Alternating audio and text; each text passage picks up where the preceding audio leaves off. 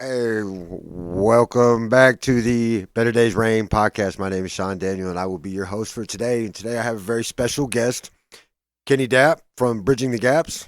Hi, Yes, sir. Kenny. How you doing? How's it going? So today we're going to talk about kind of part three of the Better Days Rain mission is community collaboration with other life-saving organizations to help get these organizations in the public eye, get you some reach, and just kind of let the community know what you're about, what you're doing, what you're involved with, and how your organization is a benefit to the community of Amarillo. Okay. Um, so, if you don't mind, I've heard your story. We talked last Saturday, Hmm. and if you wouldn't mind, tell the folks a little bit about yourself, where you came from, where you're at, where you're going. Basically, like I said, my name is Kenny Dapp, and I got in Amarillo in 2000, February 2018, and I came here through a program called the Legion Project, which is a Christian-based nonprofit where if you prove yourself to be a Christian inside of TDC, that they'll help you and they'll give you a fully furnished apartment. They're going to give you a car, give you a job, give you a mentor, help you pay your bills.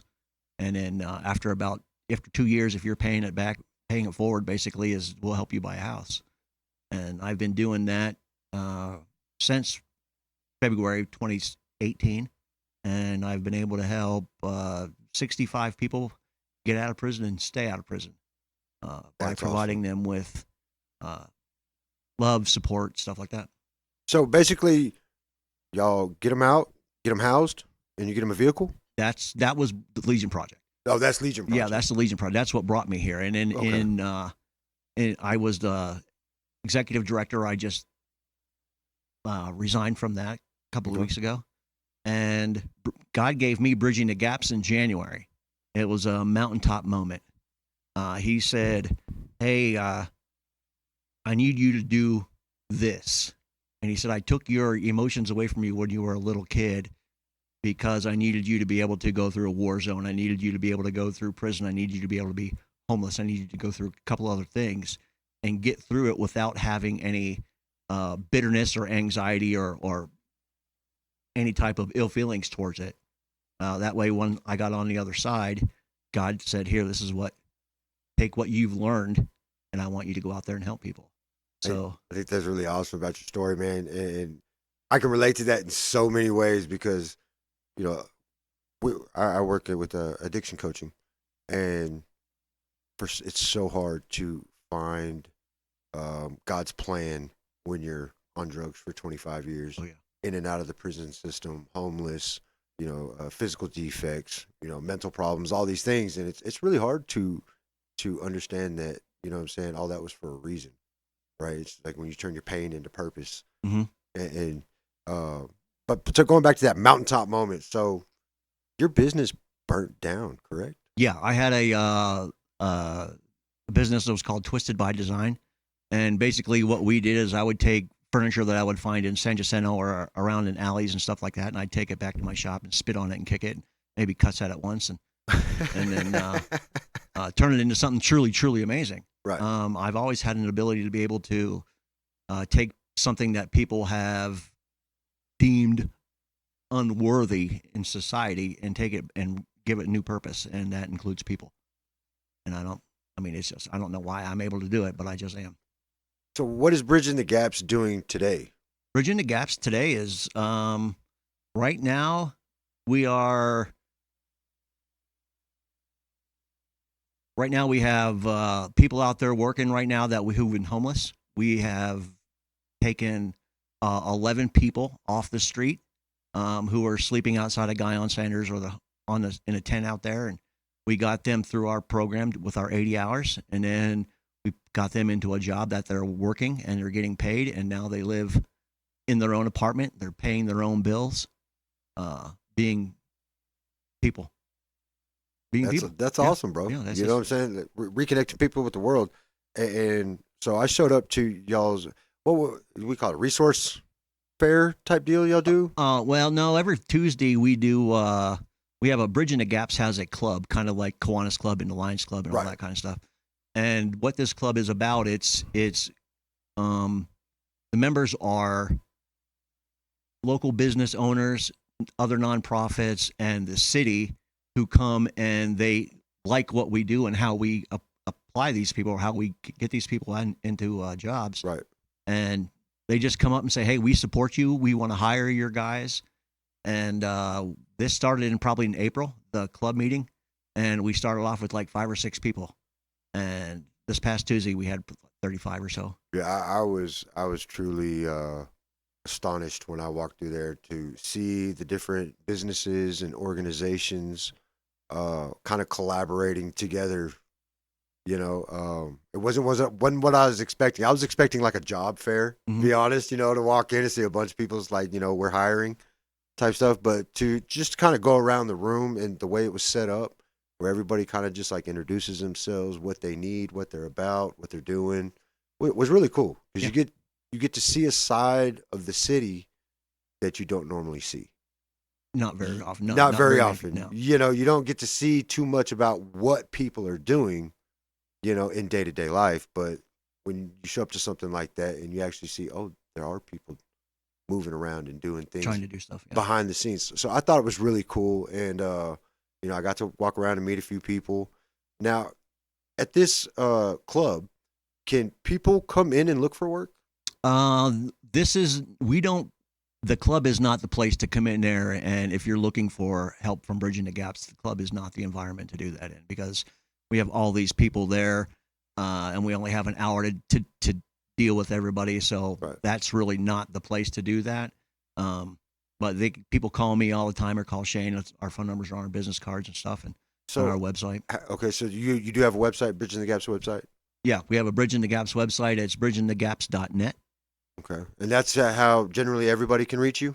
Yeah, you can reach me through there. You can also reach me by phone or Facebook or whatever. 'Cause we have a Facebook page, and that's where we we try to show all the videos of all the people who've gotten apartments. We videotaped that, and that's all on the website. So if people are coming to you and they're looking for say work, how does what does that process look like for somebody trying to contact you? If they come up to me, like I just left Guy on Sanders right now a few minutes ago, and I talked to a bunch of people, and basically how the whole thing started is you walk up to me and say, "Hey, Dapp, let me get a drug test." Okay. And then as soon as I give you that drug test, because I carry them with me, you pass that drug test and you're in. And then what we're going to start doing is start working you through the 80 hours of community service. And in that 80 hours of community service, basically what I'm doing is I'm going to find out what you're good at. I'm going to find out what you're bad at. Right. I'm going to find out if you're playing me, if you just want to get something from me. Right. Because you're not going to last 80 hours if you're just trying to get something from me. Right. And then, these guys just come over here and then we just get them going and work the 80 hours. And these guys, part of the thing with the 80 hours is I understand that when I was homeless, I remember, man, if somebody would just give me a chance, if somebody would just give me a chance, they'd be getting a rock star. And I knew what that felt like. Right. So that's when I went down there and said, you know what, these guys need an opportunity and they don't have anybody to prove themselves to. And then this is what God said, this is what I want you to do. So providing an opportunity for these men to be able to prove themselves, not only to themselves, but to me and to the community by doing the 80 hours and stuff like that. And I don't want to put you in something where you're going to fail because most of our men have failed enough. So that's why I want to find out what you're bad at. Right. Because I'm not going to put you in that. I want to put you in something that you're good at. Right. So that way it's and then the guys who, when they start working, they also realize that these guys don't necessarily used to be working 40 hours a week. They're used to laying around a lot and stuff like that. When we start working them, we understand that and we know that, and everyone that these guys, new guys would be working with have gone through the same program. So they understand and they're uplifting and come on, you got to do this. You can't, get off your phone it's a community type thing. I think it's really cool. So I kind of want to take you to like a Q&A section. Sure. Right. So have you personally ever had to battle addiction? No, I've never, ever had an addiction. So my next question is how do you manage that in bridging the gaps? Because there's going to be a lot of people that Right. coming fresh into recovery, Yep. in a recovery setting. How do you find balance with that? Basically, everybody starts at a different place. Right. If you have issues with a drug addiction or alcoholism and stuff like that, where you're starting that's where you're starting. Yeah. So we would help you put you through. Well, we were going to do Centacor. We did use Centacor, but then there's a place up in Dumas where we could take people to help them with rehab, and then once they get through the rehab, then they're guaranteed a spot in the Bridging the Gaps. Okay. It depends on where you start from. Some people don't have that addiction, some people do. So we just have to move past that. I'm never going to tell you that you can't help yourself. And I'm never going to say, if you fail, I'm not going to say, oh, well, you can't come back. All I'm going to do is tell you to get to the end of the line. Yeah. Come on back. Come on back. Yeah. That was one of the things that when I was in recovery, I was at a treatment facility that was it was supposed to be really strict. I had a mentor that I was doing a lot of service work for during that time. And so when I did have my slip, and I had a slip, and I was so grateful that he didn't just chunk me out of the program. 'Cause I watched him do it to 20 other people, you know what I mean? And the fact that he stuck with me and wrote it out with me, he saw something in me that I couldn't see in myself during that time. Mm-hmm. You know what I mean? Means a lot to me today. And I'm still really close connected to that guy. And we still work close, when he's having trouble at his facility or whatever, people getting out of line, he has me go talk to him. So, being that emotional support, Mm-hmm. And coming from a place of understanding, which a lot of people who haven't experienced addiction don't fully understand, and it's hard for them to understand the addiction mindset. That's why I'd asked that question. Well, there's a lot of times that people think that the addictions are purposefully done. I mean, there's a lot of times you could be people who are out there and who are on pain meds or have been in an accident, a car accident, and they get, pain medicine and stuff like that they get hooked on, and then they just, lose control. I mean, it's not something that, people try. Let me go try to be an addict. Let me go try to do Right. this, So yeah, That's it. So real quick, so you have a space where you're doing housing. How many people are y'all going to be able to house when y'all get this new development going? the new motel that we're going to be getting two. Right. One of them is already has been refinished all the way, and it has 19 rooms, and then a house where someone who could be in charge is going to be there. So basically, what we're doing is we're going to be taking these men and putting them in this environment to where they're safe, because a lot of times when, like, the people I deal with at Guy on Sanders, as soon as people find out they have some money, Yeah. everybody's oh, homeboy, Absolutely. yeah, and then It's not too different from TDC. Yeah. Oh boy. and then you, of course, then you have the women who are doing the Sharon Stone thing, trying to advertise what they got and trying to get some money on. So basically, when we help these guys, we're inadvertently turning them into victims, and I don't want to do that. So we want to pull all of these guys into the same area and go through there. And one of the things that we're going to do there is called the Quest for Authentic Manhood. Now, that's a class. It's a Christian-based class that basically says Jesus was undoubtedly a man, and he didn't act like y'all. I mean, he just didn't. So basically, and a lot of societies have rites of passage from boyhood to manhood. Right. Bar mitzvah. Right. I mean, movie 300 is a good example of that. Yeah. And as Americans, we don't have that. So basically, what we have is a lot of grown children producing young children, and men who are getting their thought process on what a man actually is from somebody that one of their friends out on the streets that are big brother, friend's big brother or something like that, who really has no idea either. Right. And so that's basically what it is. It just gives you a completely different outlook on things. Like, you don't even realize most men carry a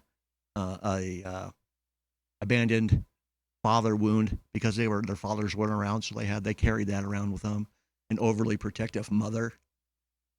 Those are wounds that men carry around. How to deal with when you don't know how to deal with your children, whether it's a male child or a female child, it's different. You know, Yeah, I can't remember what book it is, but there's a saying like the only thing more tragic than the wound itself is how a man carries the wound afterwards. I know that's not quote for quote, but it's how we carry our wounds Mhm. through our lives Yeah. and the way it runs things.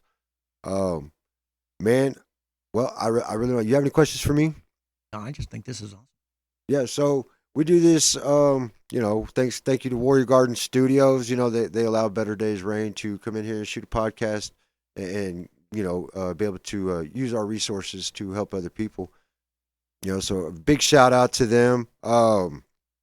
If anybody is interested in coming on the show, directors, anybody like who is involved in recovery treatment, life saving organizations, we'd love to get y'all on the show for a chance to talk about your organization, get it out in the world, let people know what you're doing, where you're at.